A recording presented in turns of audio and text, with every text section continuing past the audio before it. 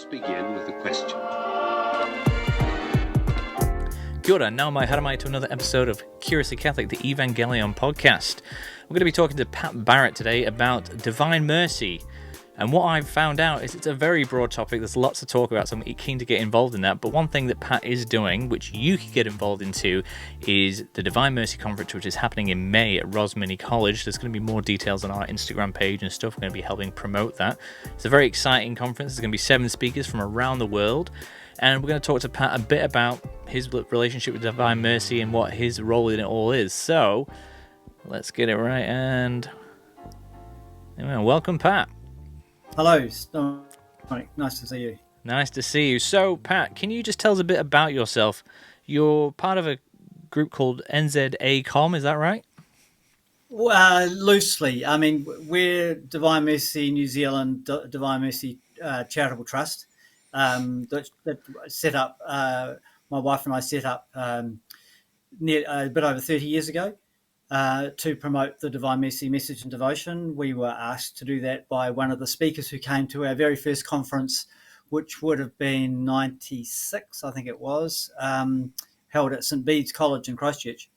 And one of the speakers that came to that was a man called Val Conlon, who ran Divine Mercy Publications in Ireland. And he asked me at the end of that conference if I'd be interested in taking on promoting Divine Mercy Publications in New Zealand.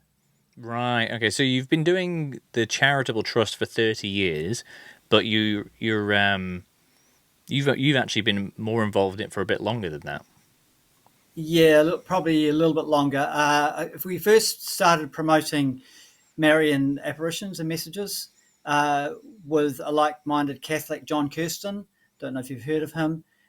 He was a dairy farmer from the coast, and John and I travelled the country back in those days. That would have been maybe about 5 years prior to taking on the Divine Mercy work, promoting Marian messages as part of that, and particularly Medjugorje, but also other approved messages as well. And then we sort of were introduced to Divine Mercy mostly through John Canavan, who we were talking about earlier.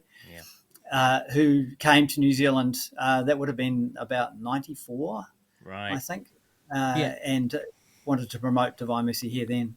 That's great. Because I met John when I went to Melbourne for my mate's wedding, and he's got a good he's got a big kind of deal going on there. I stayed at his shop, and he's got lots of stuff, and he's all about promoting it. You mentioned we mentioned about Divine Mercy and how you linked it kind of to apparitions of Mary, and I've been Catholic since I was about 20 or something, so about 15 years now, and it was one thing that's always struck me about Catholicism. We've got lots of weird things like apparitions of Mary. So like it's from the outside it's an old dusty institution with like lots of old men that like to wear funny dresses, but when you start digging into it, like there's a lot of truth there, and as you start digging further, it's like there's weird things too, like Mary appears to people and the sun dances in the sky and all these things. And I think there's kind of an element of, interesting, but also, a bit kooky. And so I feel like,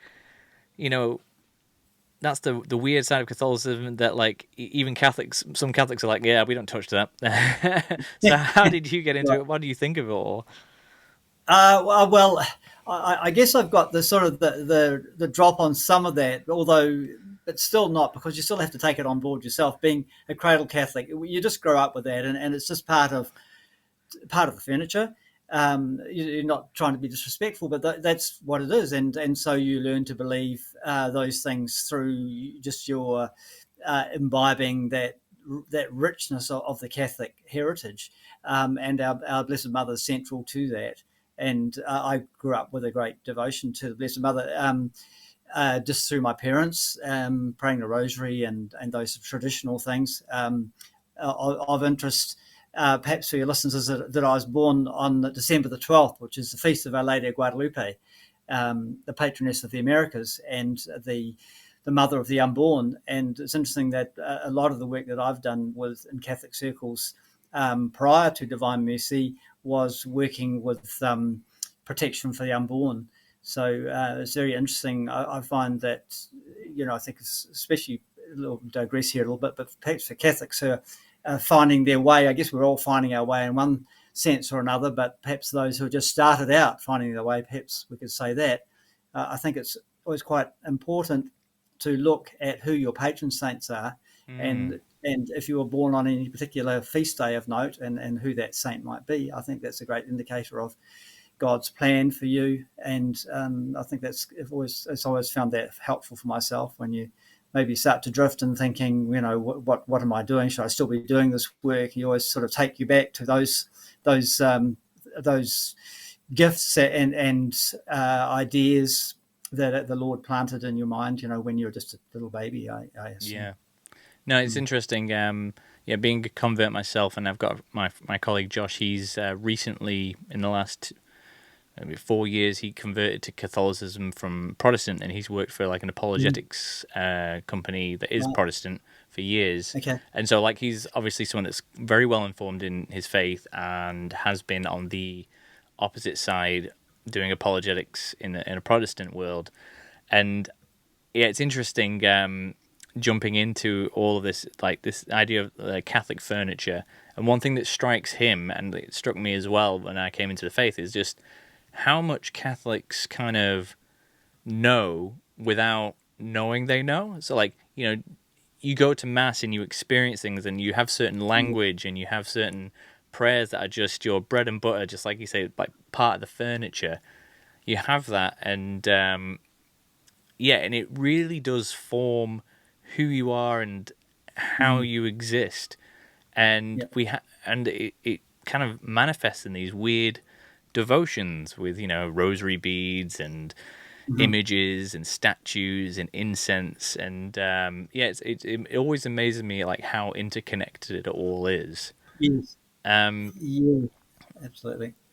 Yeah, I yeah. think I sort of see it as a great heavenly family. They're just surrounded by these crowds of saints and the Blessed Mother, Saint Joseph, and they're all there, and the three uh, parts of the church. The church triumphant, the church suffering, and the church militant, and uh, that we're all linked in this great journey of faith, and Mm, all helping and praying for one another. I mean, obviously the church triumphant doesn't need our prayers, but we certainly need theirs, and we are always asking for their intercession. And this great crowd of witnesses, in the heavenly places, and it's such a blessing at difficult times, in times of discernment, to be able to call upon those saints of the past and see how they lived their lives and how they struggled with various things. And the greatest of all those saints, of course, is the Blessed Mother, and mm, and she's just there for us, to help us along our way, which is partly why she appears so often, because mm. so many of her children are lost and don't know what to do anymore, or how to live life, and how to live life to the full, and to live a holy life. And so she's there. That's why she keeps appearing in different places to remind us of those truths. Yeah, yeah, it's beautiful. Oh man, just so many things. Yeah, because I was thinking like one of the things that like at the beginning of my entrance into Catholicism, one of the things that actually kind of like I'd already decided I want to be Catholic. I think I'd even be baptized at this point. It was a saint. Saint Alban was a guy that like I heard his story, and all of a sudden I was like, I think I get it, and Mm. then like that was my confirmation saint. And so Right. yeah, like and like we think as humans we try and I think especially like in the modern world we group things together, we categorize them, everything is empirical, has to be explainable and understandable. Yeah. And it's like one thing that I've noticed is every time we say, oh well, this is causing a problem, so I'll take that out, and we don't realize that that's interconnected to so many different things. And like we see that like Yeah. with the Protestants, they're like, oh well, we don't like these parts, so we won't do that. Yeah. And it boosts up one area, but it brings down another area Yes. of their faith. Yeah. And yeah, I think Yeah. it's amazing how the Catholic Church, just very much like the human body, is so interconnected. Yes. Yeah. Absolutely. Yeah. Yeah. Yeah. As Yeah. Very much. so, I want to dive into like Divine Mercy, because you're doing this Hmm. conference. You've got the Charitable Trust, NZACOM, all these things, and you've been involved in it for 30 years. And there's going to be this conference in May. When I hit, well, again, Divine Mercy, it's an odd one. because on the face of it, if I didn't know anything about anything and I just knew about Jesus, divine mercy, is like, that makes sense. He's divine, he's merciful. It's just a concept. But there's Saint Faustina, there's Yeah. the Chaplet Divine Mercy, and so like, okay, fair enough, there's a devotion around it. We're Catholic, that makes sense. There's a devotion to everything, you know? Mary, untie Yeah. her of knots if you can't undo your shoelaces, all sorts of odd things. But That's right. we've got, so divine makes sense, but then there's lots of, one thing I found after meeting John Canavan and starting my own devotion to Divine Mercy by praying it every day at 3 o'clock, I found there was a lot of pushback. And so it seems that actually Divine Mercy isn't as simple as Jesus is merciful. Mm. Do you know, could you give me your take on it? What's your take on like Divine Mercy, and can you talk into any of those things that I mentioned? Yeah, I think that the things you mentioned are important tools that our Lord gave us through the Divine Mercy message and devotion. And sometimes people just see it there. They see those tools, the chaplet and the image, the 3 o'clock prayer. And they're important, very important. But I think sometimes people just get stuck there, and that's something we've tried over the years to broaden the scope of what it means to be a devotee of Divine Mercy and an apostle of Divine Mercy. That it's not just about praying the chapter or 3 o'clock prayer and putting the image on your wall. It's really about trying to live an authentic Catholic life in the broader sense. And I think two of the things that fit in with that are particularly the works of mercy, the spiritual and corporal works of mercy, and how that's a sort of a formula, if you like, for us to help to live out in practical ways our calling to follow Christ. And just as an aside, one of the things that I've been trying to push in recent years has been the spiritual works of mercy, because personally I think they're forgotten. We very Mm. much focus on the corporal works of mercy, but the spiritual works of mercy are much harder, I believe. They're much harder to practice because, and especially today, where sort of everything's up for grabs and everything's shifting. There doesn't seem to be anything concrete anymore. Even the confusion within the Catholic Church seems to be shifting sands and about what we do and don't believe anymore. And I think to counter that, we need to reclaim those things and to be able to instruct the doubtful, to counsel the doubtful, and instruct the ignorant, give solace to those in need in that spiritual sense. And I think that's where Divine Mercy comes in working that out. And of course, Divine Mercy is Jesus Christ, as we know. So that's front and center in everything. He is front and center in everything we know and believe as Catholics. And I think what also is helpful is the Divine Mercy image. If we get into the reality of what the image means, we see that that's part of being an authentic Catholic, because with the image you have the red and the blue rays, the blood and the water from the pierced Christ on the cross, and the pale ray or the blue ray in some pictures is baptism, the sacrament of baptism, and confession, reconciliation, and the red ray, of course, is the Eucharist, Holy Communion, and these are realities of everyday life as Catholics, and Jesus has used that image to point us back to the basics. He's reminded the world that he's a God of love and mercy, and that he's offered us these tremendous graces as Catholics to live our daily life. And then there's this calling to bring others to that truth, that we need to practice these works of mercy. So, and of course, it all linked to the cross. So it's interesting. There is this pushback. There's always this pushback, and it's really hard to quantify sometimes. It's interesting that a lot of pushback sometimes, not always, but sometimes comes from priests, Mm. parish priests. I know many good parish priests who are very supportive and promote Divine Mercy, but I know of others who do not, and who have this I don't know, there's bias, we might Yeah. say, against the Divine Mercy message and devotion. They see it as unnecessary, or perhaps just a repackaged Sacred Heart devotion, Right. Yeah.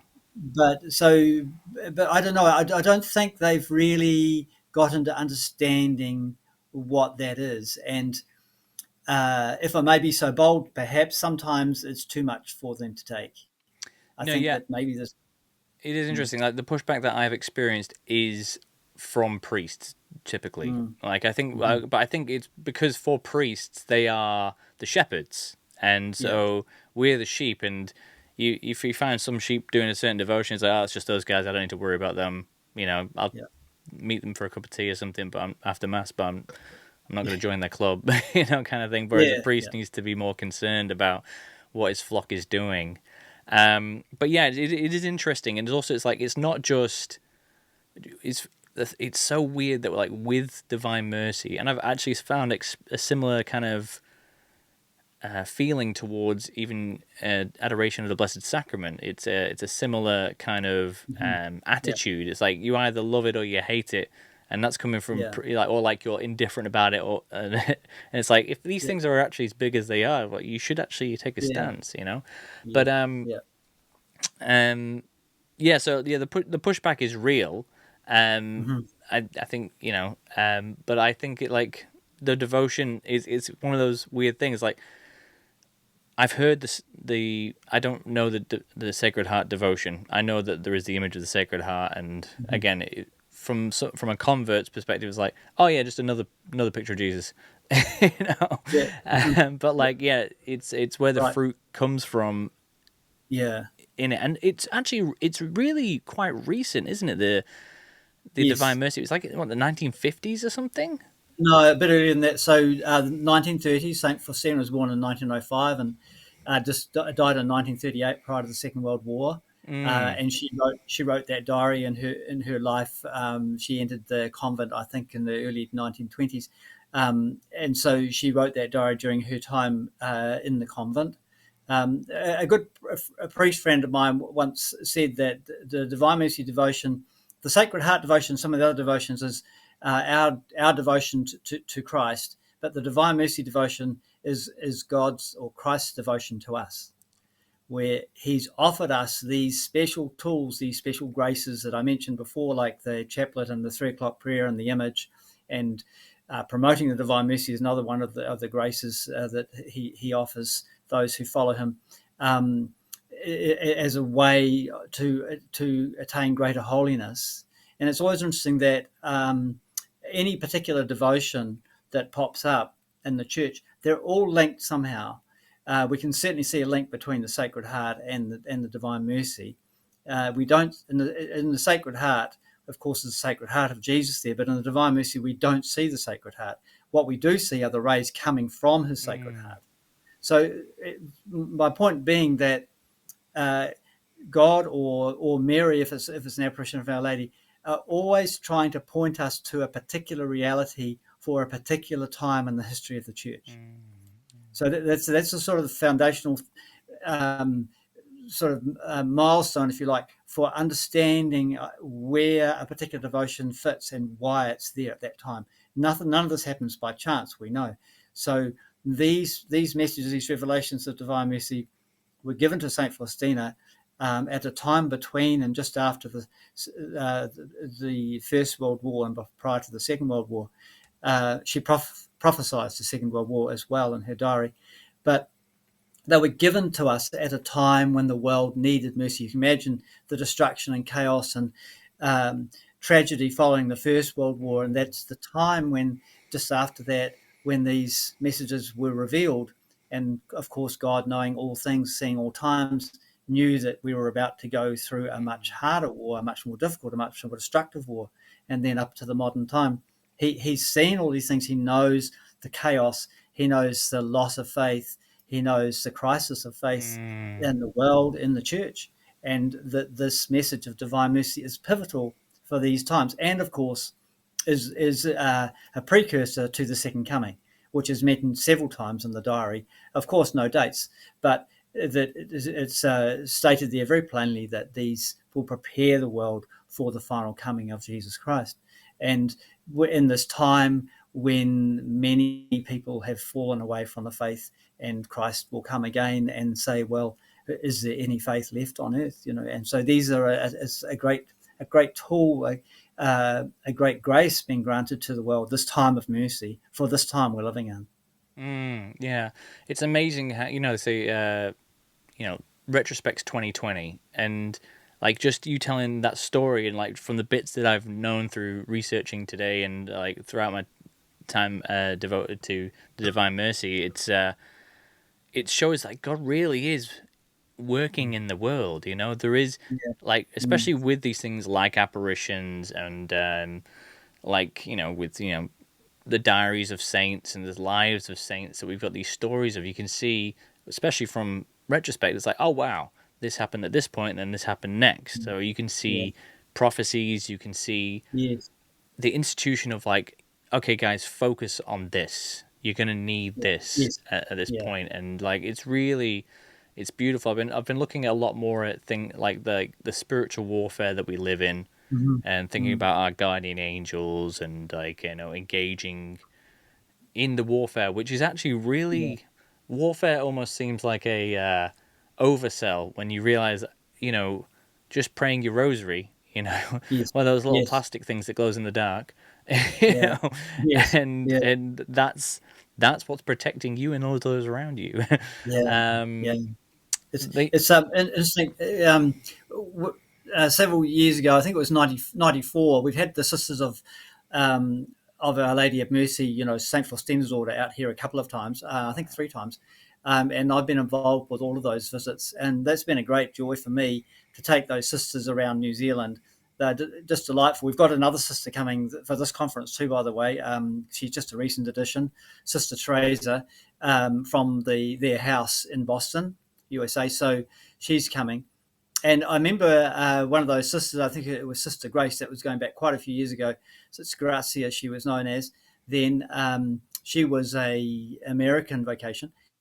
And she pointed out to me that it's these devotions, and Divine Mercy being among those, of course, it's like, if you will, you're walking along a broad street, and on both sides of the street at different intervals are these great mansions as we pass by them in life, in the history of the church, if you can imagine. And as we come up to each mansion, a spotlight appears onto that mansion, and the door opens, and there is the devotion to our Blessed Mother of Guadalupe, or Medjugorje, or some other place, or the Rosary. And this most recent one, of course, is the Divine Mercy. And God, as the church progresses through history, God highlights a truth that has always been there, always been standing there as a mansion along the side of the road of life, of the history of salvation history. But at a particular time, he wants to show us that particular aspect of his loving mercy for the world. All these things are tied up with mercy. Not that eclipses anything that's gone before. They're all a continuum. And we gather them all up behind us and carry them forward. And then there's another one appears along the road, and God wants us to gather that one up too and collect that. We don't discard anything. We just gather it all up on this great journey of life, and that's where the Divine Mercy, and that's very much the spotlight for these times. Yeah. It's so big, this devotion, and so like powerful and important. But like at the same time, in the grand scheme of things, it's just another thing. Like there's lots of other mansions, and like when you telling that story, it made me think about how, just how big and small everything is at the same time. Like God is, we're just bumbling along blind. The plan's already there. The road is already laid, and we're just like fighting and kicking and screaming along this road, just trying to work out what's going on next. And all of a sudden there's a new mansion. You're like, whoa, where'd that come from? We can't just go in there, which is like kind of understandable, But then I guess, but I guess to put it in its context, but But then that mansion that we're talking about, Divine Mercy, that particular mansion is Jesus Christ himself. Mm. So he in a sense does eclipse the other things. I might hasten to add, Yeah, because that's yeah. the central point of our whole faith, and the messages and the graces that he's given us through that. Like particularly, we might recall Divine Mercy Sunday every year in the church, and it still amazes me that so few Catholics, avail themselves of the grace of Divine Mercy Sunday. Right, And yeah, I often yeah. speak to Catholics who I know who down here in Christchurch or other places, who come to Divine Mercy Sunday some years, and other years they don't seem to bother. And I'm not sure where they go. Maybe they go somewhere else. But it's just I don't understand that why you would pass up the Mm. grace of Divine Mercy Sunday, which the theological censor for the diary, Father Ignacio Rosicky, who was the confessor for Pope, the professor for Pope John Paul II, likened the grace of Divine Mercy Sunday as the same as being baptized a second time. And Wow. for a lot of Catholics, that a lot of Catholics, when you say that, they just don't seem to grasp what that means. I mean, it is a lot to take in. I have to say, Mm. especially if you're very well book learnt and you're very theologically minded. It's like you can't get baptized again. Yeah, I found this of out course, the hard way when I of told course. someone I've been baptized twice, kind of Yeah, tongue right. in cheek, Yeah, because one yeah, was a yeah, yeah, conditional yeah. baptism, and Yes, they called me a heretic, and I was like, right. I was. That's right. But like no, it That's is a right. lot. It is I think, and then this is the thing with God is like it is a lot to hear that. It's like okay, Yeah. if you do this thing, the Divine Mercy. Cause is that does that include there's the novena leading into Divine Mercy? So including that, and then go to Divine Mercy Sunday and Yes. confession and all Yes. that. It's the second Yes. baptism. It's like Yeah. it does seem a bit weird that you're Yeah. telling me to like you do these It presents and does. then you'll get into heaven. It doesn't Yeah. seem to add up It's to the anything else. no, but this is I guess that's the rub, because it's not a second baptism, but the grace is the same. Yeah. Right. So if you Yes. go Yeah. to your if you go to your catechism and read the grace of baptism, and how there's nothing that will impede that soul, not the corporate sin of Adam and Eve, not personal sin, not original sin, nothing will Mm, impede the progress of that soul at that point going directly to heaven once they're baptized. Further sin notwithstanding, but at that point, that moment that you're baptized, you're fit to join the saints beautiful. immediately in heaven. No purgatory, nothing. And the Mm, grace of Divine Mercy Sunday is exactly the same. So if you die on that day, you will go straight to heaven. So beautiful. my point being though here is that why would Catholics not want to avail themselves of that great grace, which is our life's journey, Mm, is to attain personal holiness. And there it is, given to us on a platter by no less than the Lord Jesus Christ Himself, through Saint Faustina, mm, this grace to become an instant saint, an instant saint. So yeah. when next time this Divine Mercy Sunday this year, you're looking around, that you're in a church of most of those people have become instant saints. And the big point here is that the confession part of it, Father Chris Ayla pointed out recently in some of his excellent talks on Divine Mercy, is that people would immediately try and equate that grace of Divine Mercy Sunday to a plenary indulgence. But the difference being, with a plenary indulgence, to obtain that, and that a plenary indulgence will get you straight to heaven too, by the way. But there's a condition, and the big condition is no attachment to sin. And so Oh, okay. that's the big one. So although you have sins forgiven, whatever they might be, and you're trusting in the state from a plenary indulgence, we're all in some way, except maybe those who reach the peak of holiness and in this life, uh, attached to some personal sin. So we've got some weakness for something that we might still like to do sometime, if you know what I mean. We've been forgiven those Right. sins. We've done our penance. We're working on conquering those faults, but we still have that weakness, that attachment to sin. However, Mm, the grace of Divine Mercy Sunday is not conditional. on that. So that means, Oh, right. yeah, this is a big deal. So a personal attachment to a particular sin doesn't count for Divine Mercy Sunday. That's wiped. Right. It's extraordinary. Well, yeah, and it'd be the same. Yeah, that goes along with the the graces of baptism because like it's Yes. just complete Yeah. washing clean. Yes. Yeah, because Yes. I Yeah. think like That's right. also like such a great kind of proposal and offer. Again, it shows the greatness of God in the sense that like Mm. this doesn't make sense based off people quote whoever Thomas Aquinas whatever whatever whatever Yes. any theologian. It's like yeah because it's not Catholicism is not a theological concept. It's not an ideology. Mm. It Mm. is Christ building a church, and Yes. Yeah. in his he is merciful, he is living, and he is working with us in the now, and in doing Yeah. that, he can say, "Yeah, I'll get you into heaven. Do these things.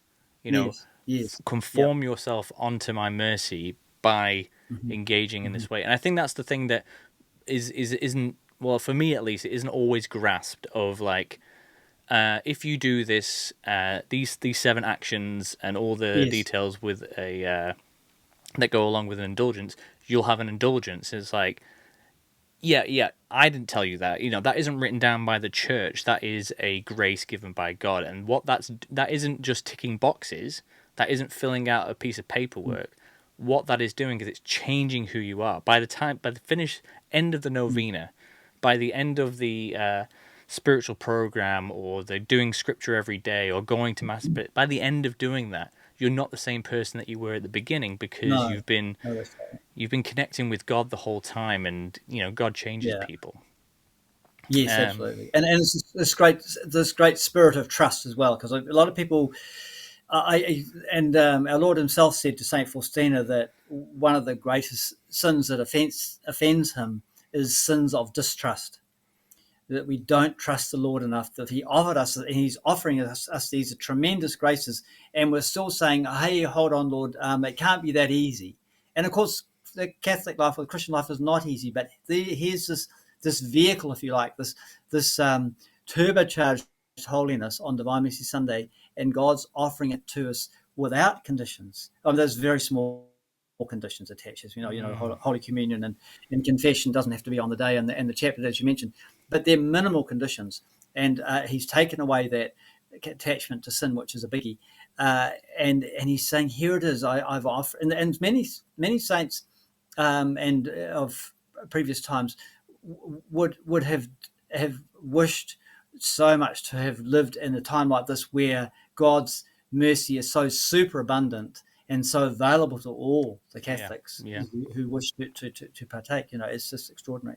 yeah, yeah. I often think about that with like even like in like Saint Teresa's time, where you couldn't get to confession or even receive the Eucharist as much as Yeah, we can today. yeah, And I suppose like it kind of we think of like biblical times. You hear a lot about like kind of casting out of demons. You hear about more about miracles, but like the miracles have become a bit not a bit more normalized. The fact that hmm, it's the rosaries, it's the chaplets, it's the yeah, devotions, it's the sacraments that we can yeah, engage with. Those are the yeah, miracles, and we have to reconnect yeah, with that kind of yes, spiritual yeah, kind of consciousness. Have that eternal mindset, but living in the present. Being in the world but not of the world, and like conforming ourselves onto like that higher kind of level, like kind of high plane. yes, yeah. Yeah. So And they're the very things that our Lord is pointing to us in the Divine Mercy message and devotion. At that level, as I mentioned, the Divine Mercy image, Christ is centering us back, pointing us back to those basic foundations of what it means to be a Catholic. Baptism, reconciliation, confession, and Holy Communion. They're all there, and then the birth of the Church, the Pentecost. mm, All those things are contained in that image. So he's pointing us back to those basics that he knows that we've forgotten, those basics of how to get to live a holy life and to attain heaven. And I think a big one there for many Catholics these days, is confession, reconciliation. you always see, I'm not judging anyone here, because of course I can't know the state of any person's soul who's walking up to Holy Communion, but we see everyone going to Holy Communion, but we don't see that many people going to confession. Mm. And that's a great loss in the church, and a great loss for those faithful people that who could progress much further along the road to holiness, if they would just go to monthly confessions. And Yeah, that's yeah, how our Lord has pointed that way. yeah, and that's the thing that always strikes me about it is like it's monthly confession. It's like sometimes you feel Yeah, like you could probably go daily, and but yeah, like yes, the yeah, the yeah, I the agree. Yeah, requirement isn't even. I mean, the requirement's once a year. Like if we just look at the that's right. books, right? But like when Yeah, you talk about it, it's like if you're doing once a month, you're doing great. That's really good. mm, And so that's just like a different way. I remember one time I do this program every year, Exodus 90, and one year we had a yeah, priest that we could go to, and so I had weekly confession. That right, yeah, transforms you, man. That yeah, really gets you in connection with who you are and who you're supposed to be and who yes, you're not being. yeah, It yeah, yeah, lets you process that information and like on a regular yes, basis. yeah. Um, so I think we've kind of covered this a bit, but like you talked about in your email how for you Divine Mercy is all about more like how you live your life and how you kind of share the gospel. So like how do you do that? How do you do Well, Divine Mercy? it's a tough one, and we're all called in different ways at different extremes. I mean, if I just a little story here, not from my life, but from the life of Immaculée Ilibagiza. Have you heard of her? Nope. Okay, so she was a Rwandan girl at the time of the Rwandan genocide in '93, I think that was, where 1 million Rwandans were hacked to death. One tribe rose against another and hacked people to death over a period of about 3 months. And she was a keynote speaker at the first conference I went to in Rome. Um, and now she survived. All her family was killed. Her parents, her brothers and sisters, one brother survived, were all killed. All her neighbours were killed. All her friends were killed. And they were killed by people she knew, like neighbours. And so she survived, and she survived by hiding in a bathroom for 90 days. And when she was in that bathroom, she was with, I think it was 5 or 6 other women, and they were hidden there by a Christian pastor who pushed a tall wardrobe across the doorway. So the bathroom, there were a couple of bathrooms, but this one was not quite obvious once the doorway was covered up.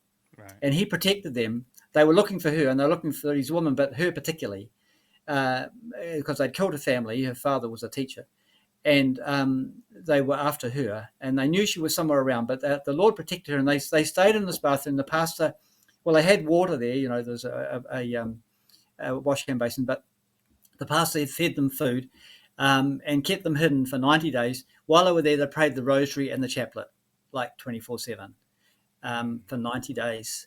And when they came out, there was mayhem, as you can imagine, and the UN was finally in there at that time. But 1 million were dead, and the mayhem must have been horrific to witness. She later became part of the UNHCR and went back to Rwanda, and I think she's still part of that organisation, helping refugees and helping for healing and forgiveness in her country. And one of the things she wanted to do early on was to go back and to visit the jails where some of these perpetrators were kept. And she wanted to find the man who'd killed her parents and to forgive him. And she was Catholic, obviously, and took her faith seriously. And for this experience, her faith had only deepened. And so she went. She did eventually locate this man, and she went to the prison. And before he came out to her, the warder brought him out. He told her, "You can do whatever you want to this man. We don't care. You can spit on him. You can kick him. You can punch him. Just do anything. I'll just turn the other way. And you just do whatever you feel like, and we'll just make sure you're not hurt." And she just ignored that. And when he came out, she recognised him. he was a neighbour, and he used to go off to the city in a fine suit and a briefcase, and he worked in a bank. And he sometimes came to dinner at their house. And he had killed members of her family, her parents. And she said he was like a shadow of his former self, and couldn't look at her, probably didn't recognize her. He was not very well anyway. And she forgave him. She doesn't know whether he really understood that forgiveness because he was in such a state, but Mm. she forgave him. She said, I forgive you for what you're doing. He left. And then when he did, the water said to her, you stupid woman, what on earth were you doing?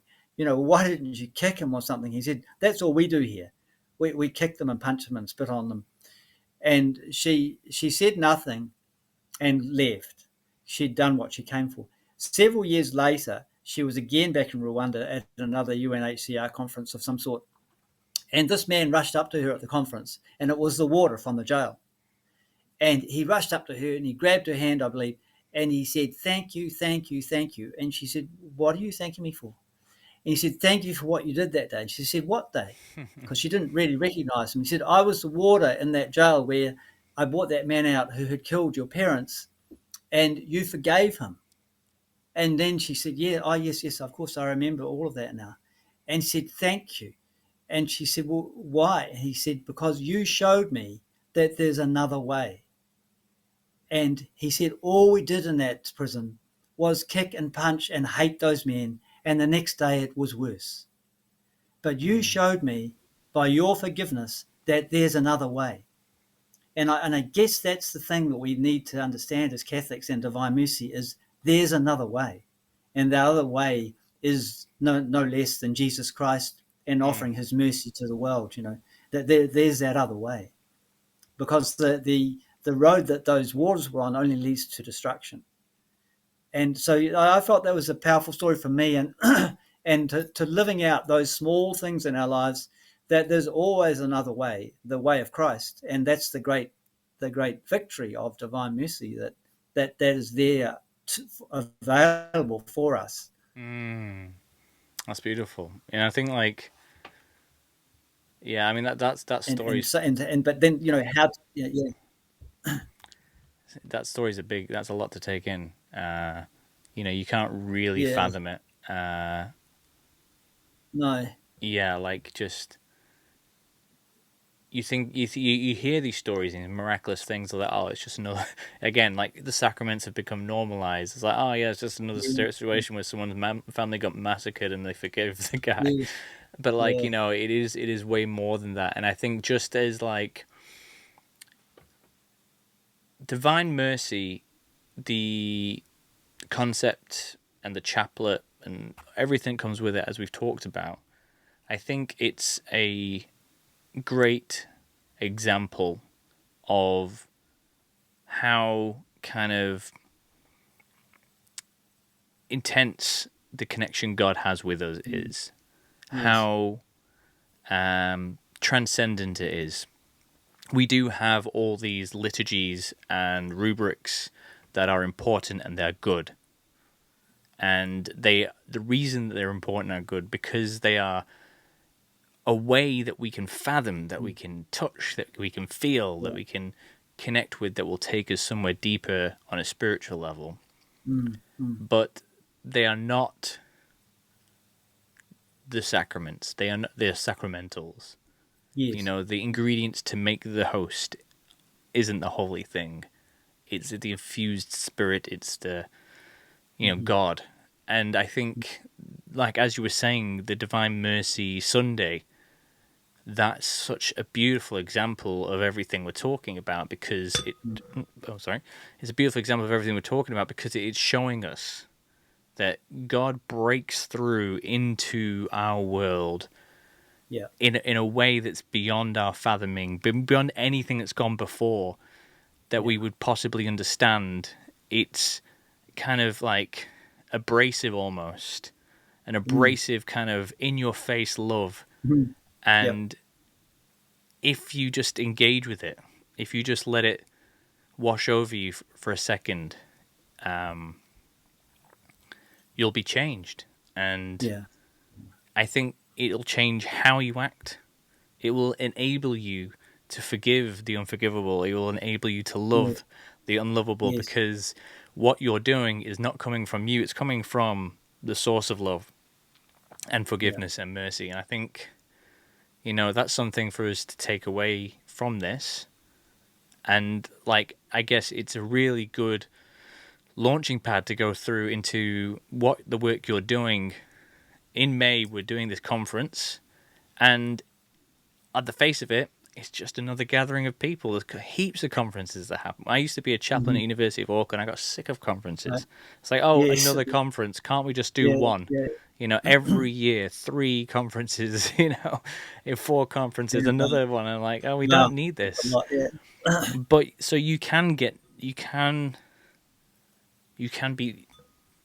of get bored of it. You can get bored of Mm. the idea that's in your head. But if you allow these things to change you, if you turn up to this conference with the knowledge of what divine mercy is, and you go forth and you seek, you will find, Yeah. and you will be changed. And so I think, I think, it's amazing. I could talk to you for hours about all of this. But I think we'll put a pin in it there, and can you tell us a bit more about the conference? Who's going to Sure. be Yeah. So, there? When's it going yep. to happen? Where can people buy tickets? Okay. Yeah. So, just following on from your thoughts there, Dominic. Yeah. So the conference is under the banner of Rise, Let Us Be on Our Way, meaning to say that yes, we're not just sitting here as spectators. There's a calling to rise and be on our way with Christ, to spread the gospel and to show mercy to other people. So that's the banner it goes under, and there is a website. Divine Mercy Conference 2025.co.nz, where there's an online booking platform, a lot of information about the conference, who's speaking, times and dates. But briefly, it's over the last weekend in May, May the 23rd, being held the opening mass at St Patrick's Cathedral in downtown Auckland. Bishop Steve Lowe is offering the mass, and most of the speakers will be in the country by then. Father Chris Allar is not arriving until the Saturday morning. So there's an opening mass and another opportunity to register following the mass. Then the conference itself convenes at Rosmini College Auditorium in Takapuna on the North Shore, and that will be from 9 o'clock each day, Saturday and Sunday. Although from 8 o'clock we're going to have an hour of praise and worship. So if you're coming along, come along early for the praise and worship. But the conference speakers don't start until 9 a.m. and then runs through to around about 5 p.m. each day. There's course breaks for lunch and morning, afternoon tea. There'll be book sales and all those sorts of things. Our keynote speaker is Father Chris Allar. I think it would be true to say that he's probably one of the foremost Catholic preachers and teachers in the world today. His teaching is very clear and unambiguous and very insightful and instructional on all things Catholic that we thought we knew. You can take the most, perhaps I could be so bold to say, banal topic of whatever it is about Catholicism that you thought wasn't very interesting, and Father Chris Allar will bring it to life to you in a way you never thought possible. He's just incredible speaker. So he's going to be up several times during the weekend. I think I've got him billed for 5 talks, so I'm sure he's up to it. He travels the world giving lots of talks, so he'll be doing 5 talks over the weekend. And then we also have another priest, Father Andrew Grace from Australia, who has he's a parish priest in Wagga Wagga, I think it is, and he has a great teaching ministry over there also, and he's a great Divine Mercy priest who has a bit of a background, a bit like Father Donald Calloway. For those of your listeners who know Father Donald Calloway, Father Andrew Grace has a bit of a backstory, a bit like Don Calloway, and he's an excellent speaker. We have John Canavan, who we were talking about earlier, from Divine Mercy Australia. He's coming. He'll be giving a talk. We have Tommy Canning from Art of Divine Mercy in the UK, Tommy has some very beautiful pictures. You can see some of those on the website, and has some beautiful presentations of these lovely imagery he's done around some of the great scenes of the gospel and Divine Mercy. He's coming and he'll be presenting some of his artwork.